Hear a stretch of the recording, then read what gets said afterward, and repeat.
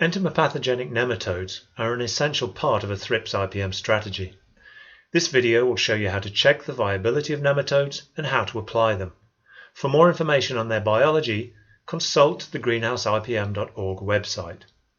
While there are several species of insect parasitic nematode that are commercially available, Steinernema feltii is the species of choice for thrips management.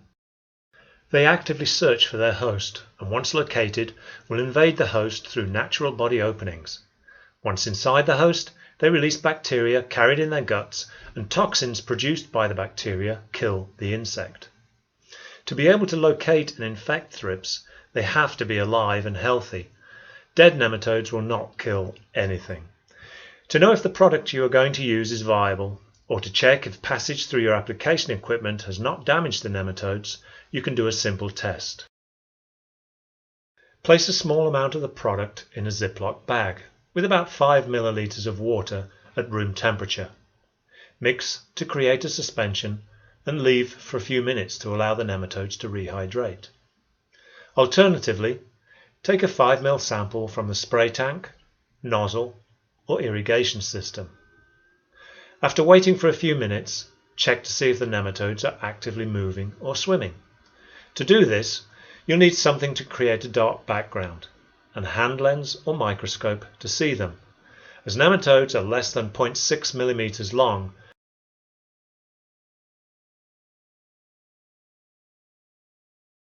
live nematodes hold their body in an S shape, or have a slight J curvature at the end of their bodies.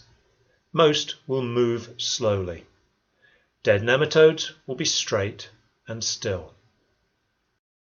Research shows that thrips are most effectively targeted during the pupal phase, in the growing medium. Consequently, nematode applications typically target the top of the soil. For this, they are applied directly to the soil through the irrigation system, or are applied as a sprench, which means that the heavy spray penetrates the foliage or drips off the plant and into the substrate. Here, you see a light spray. The nematodes end up only on the foliage, where they'll have little effect on thrips. In contrast, the heavier sprench application allows the nematodes to reach the substrate, where they are most effective.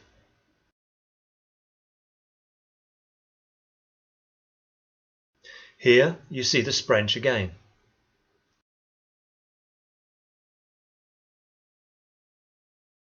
As the plant canopy closes when the plants grow bigger, it's more difficult to reach the substrate with a nematode sprench.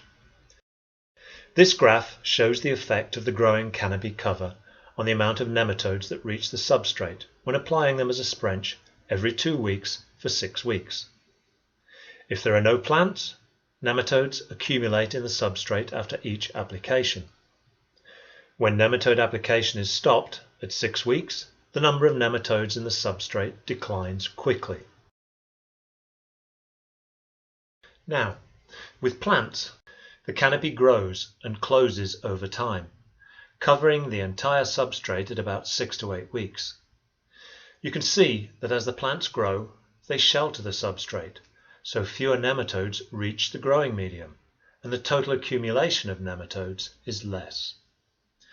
When nematode application is stopped at 6 weeks, we again see that the number of nematodes in the substrate declines quickly.